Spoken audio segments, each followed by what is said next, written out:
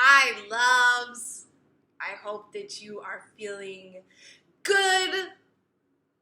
I know that this is a challenging time to feel good, but I hope that you are finding within yourself the strength to remember that you vibrate a very special and unique energy that is unique and special to you, and that is your gift that you radiate into the world. And I've been having very interesting conversations with people over the week about everything that's going on. And one of the things that came to me today, that when I was speaking to one of my friends, was this idea of understanding your triggers. And how do you understand your triggers when you start to feel yourself react to something? And I'm going to get into this whole idea of reacting, but when you feel yourself quickly reacting to something, or being affected by something, or being irritated by something, right? How do you start to unpack all of that? How do you start to deal with all the emotions, the very visceral responses that you have to things? And I think for me, in my own journey to self-love, in my own journey, and this is an ongoing journey in self-love, what has been fundamental, instrumental, super important, and I'll say, and one of the most challenging things for me to do is to go within and ask myself questions for healing. And the reason that I say that that's one of the most challenging things to do is because, in essence, right, we always want to believe that we're right. We always want to know that what we're doing is coming from a loving place. What we're doing is coming from a happy place. What we're doing is coming from a place of good intentions, right? And so if we think that about ourselves, it's hard then to understand how someone else may receive us in a different way from what we are expecting, or in a different way from how we meant to be received by them, right? And that can cause us to react a certain way. Or in the other sense of it, we may be in situations where we find ourselves immediately feeling tension, or immediately feeling reactive, or immediately feeling traumatic. And the way that we react to these situations is in anger. You know, we have this energy about us that is angry, or that is upset, or that is just feeling all over the place. And most of the time we don't really ask ourselves why we're feeling a certain way. We just feel that way. And, you know, we don't go deep within ourselves to say, well, why is this situation making me feel so much anger? Why is this person making me feel so angry? Why is this situation making me feel like I just want to scream? And so we just react, and we may keep going in that direction of reaction instead of, and that's like an outward direction, instead of looking within, because it's challenging to do that. It's challenging to take the time to actually sit with yourself and listen to what is coming up for you for a certain situation.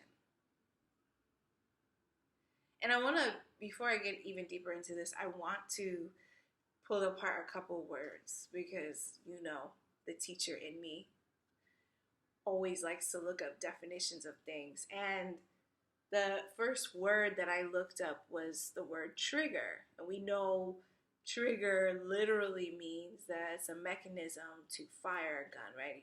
You use it to fire a gun, right? But in the sense of a trigger emotionally, one of the best definitions that I found was something that sets off a flashback, transporting the person back to the traumatic event. Let me read that again. A trigger is something that sets off a flashback, transporting the person back to the traumatic event, right? So we hear the word trigger thrown around a lot, but I thought that that was a really great definition. And I just want us all to reflect on that for a moment. Triggers have to do with trauma, right? Events that you may be still holding on to that you experienced when you were a child.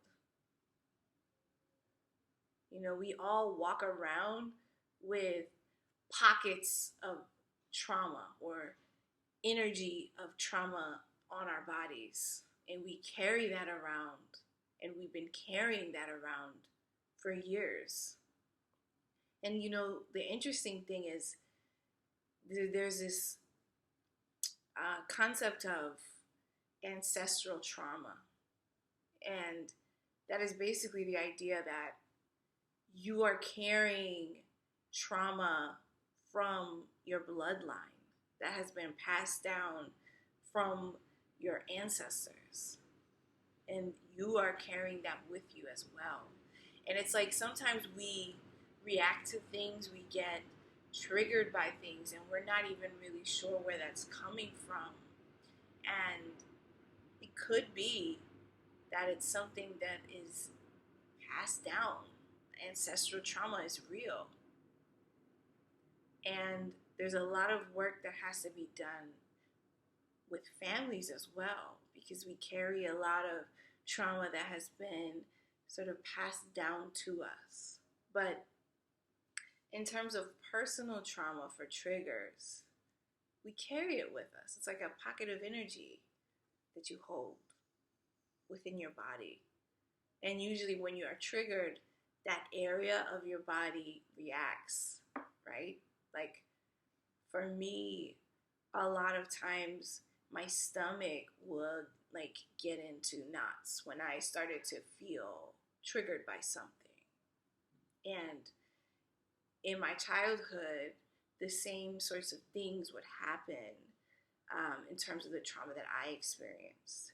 And so I'm still holding on to those pockets of trauma. Since I've been on my own self-love journey, my own journey within, I've done a lot of work around freeing those parts of my body that are tense and asking, actually taking my hands, placing them on my stomach and asking that part of my body what it needs, what has happened to it that needs healing. And that has been super powerful. Super powerful. There's so many different versions of the saying, everything that you have is within you. Everything that you need is already within you. And I think that that is so true. All the answers that you need to truly understand yourself and to truly understand who you are and what you're about, what your gifts are, and what is ailing you, what is triggering you, what angers you. All the answers are already within you. It's really about allowing yourself to listen. And most of the time, because we don't allow ourselves to listen, we are reacting. And there are two very similar words, reacting and responding, that I wanted to highlight because they do, in a general sense, mean the same thing. But there are subtle differences that I thought were interesting when I was looking at different definitions today. So I just want to share that with you. So, react means to act in a particular way as a direct result of something else, right? To act in a particular way as a direct result of something else. So it's like a direct result. We see something, we act. We're triggered by something, we act. Somebody says something we don't like, we act. To me, that's what reacting means, right?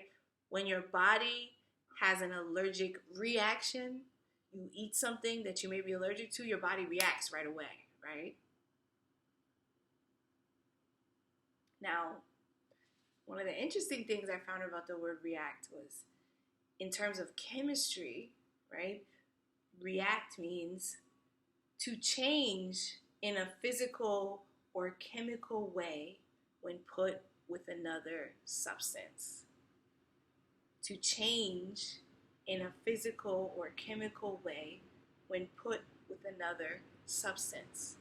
And if you think about reacting in that way from a chemistry standpoint or a chemical standpoint, that's interesting because it's almost as if it's saying outside forces, when we react, we're changing ourselves in order to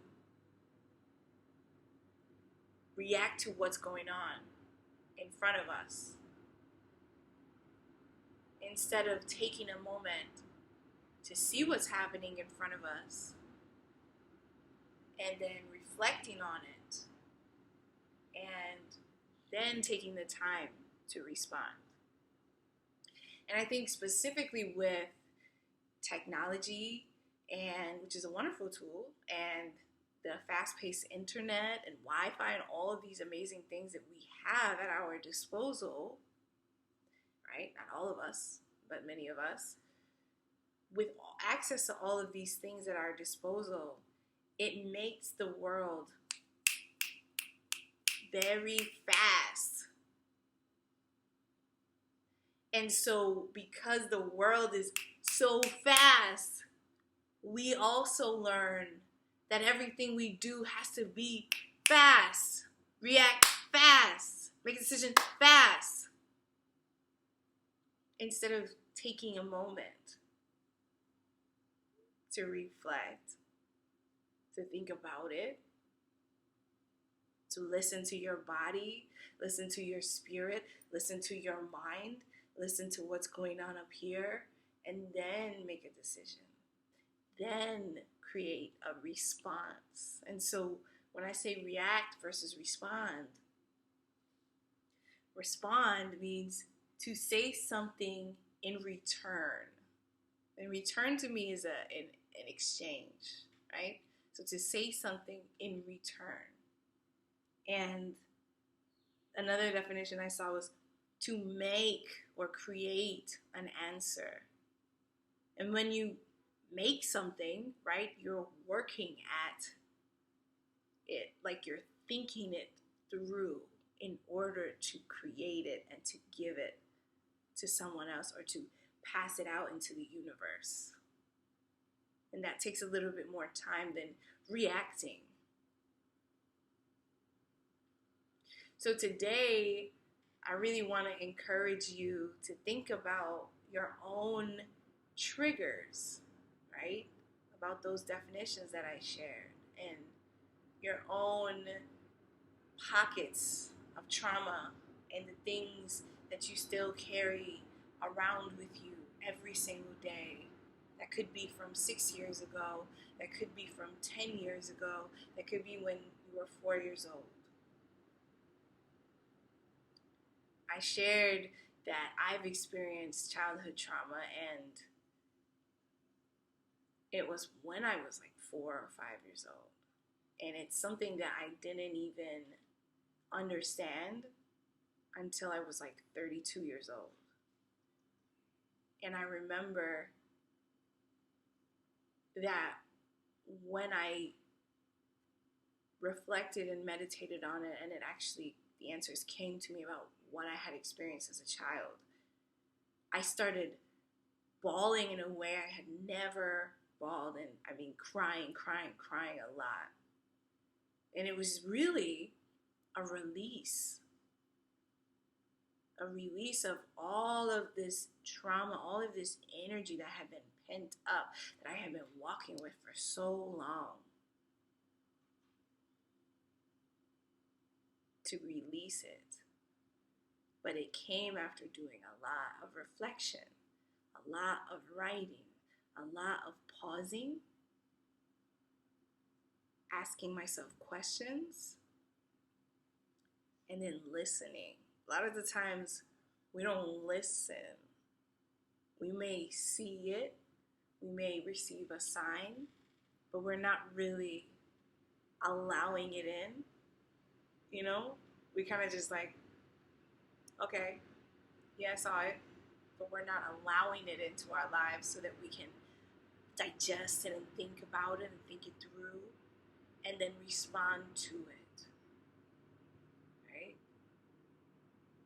Sometimes the only way for things to go out is to go within. The only way to release is to go within. And so I want to encourage you today to really think about, in challenging situations, when it is time to react versus respond, which one are you choosing? When it is time to understand what's going on with you and your own triggers, what questions are you asking, if any at all? Are you taking time to really reflect on what's going on with you? Because that matters. Because the more that you are able to have challenging conversations with yourself, the more that you are able to have challenging conversations with others. Think about that for a moment. The more that you have uncomfortable conversations with yourself, where you allow yourself to heal, right? And you get in the habit of doing that. I'm not saying do that all the time, but I'm saying when it is time to do that, when there is a need to do that, the more that you are able to do that with yourself first, the better equipped you are to be able to have conversations that may not be so easy with other people, right? At this time, a lot of us are having conversations about race, about injustice. And while there are many things that are happening that you may not agree with, and that can, and understandably so, be things that you immediately react to rather than respond to. When you're on your own, when you're alone, when you have time to yourself, reflect on your day. Ask yourself, why am I doing this? What do I want to get out of this? At my core, what am I wanting to get and put into the universe? What does justice mean to me? What does peace mean to me? What does love mean to me? Asking yourself those questions and understanding that for yourself first is so important for your life, for your life's path, for everything that you are here to do. And so I encourage you to really take a pause,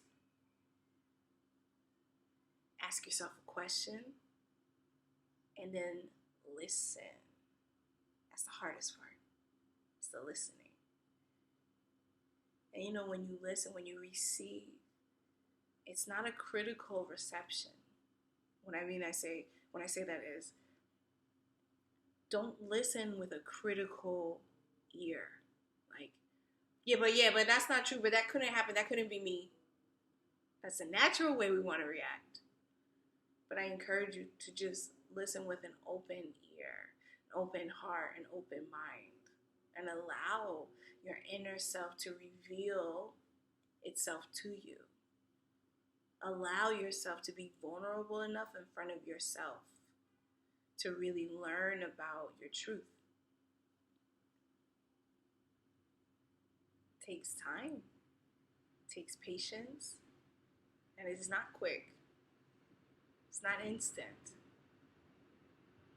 but it is possible. And so ask yourself questions. How do I feel when I get angry?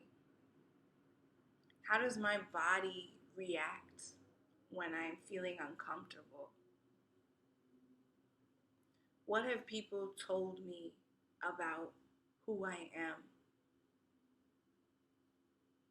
I remember after being in several relationships and people telling me the same kinds of things over and over, I realized that there was something I needed to reflect on about that.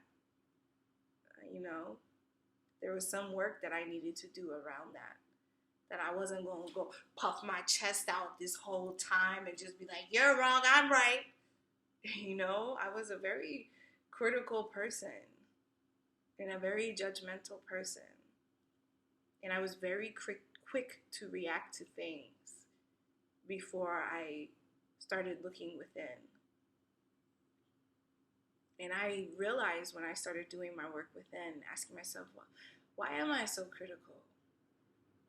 That I had been criticized for a lot of my life growing up, and by my family, by my parents. And this is not to blame them. This is just my experience. Because that was my experience, that was what I was used to. I internalized that, and I also radiated that. And I had to take time to really ask myself what was going on there. And when you get the answers, it might not always be what you want to hear. It might be challenging, but it will help you to heal. Because once you have it out in front of you, once you have a name for it, once you see what it is, once you create a better understanding of it, you can do something about it. You can be more self-aware about it. You can be more mindful of the language that you speak. You can be more mindful of the way that you react. And maybe you will respond. So, understand your triggers by asking yourself questions and going within. How do you ask yourself questions? Start by thinking about what may be upsetting you. And then ask yourself, why does this thing upset me?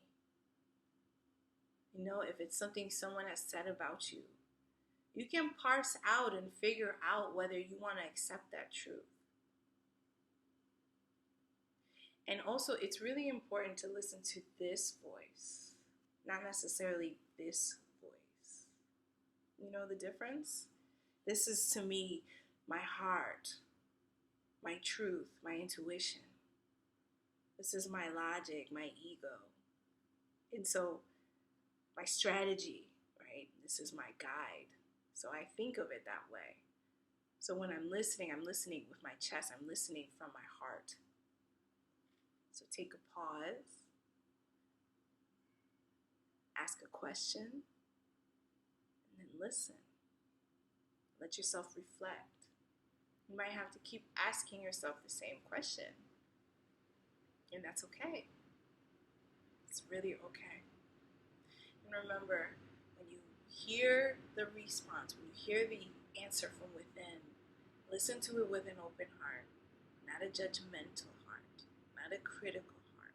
Don't beat yourself up about it, but know what it is and think about how you can respond to it. I send you so much healing at this time, gentleness, positive energy, good vibrations, and love. This is a time for us to really grow as people and to really tap into the strength and the power of our inner selves. So I send you love. Move with love. It's not always easy, but that is what this universe is about, right? The heart is what keeps you alive, and that's love. That's love. So I send you so much love. Thank you so much for joining me on this inspirational talk. As you know, I'm doing as many of these as I can on my journey to 35 at the end of this month. And I love you. I love you. I love you. I send you so much love. Stay strong. Stay true to yourself. And don't let anyone else's fear manipulate you into getting outside of yourself. Remember that. I send you so much love. Thank you for listening. I will see you in the next video. As always, I love to hear from you. What resonated most with you about this video? You can leave that in the comments. Have a great rest of your day and keep your head up, love.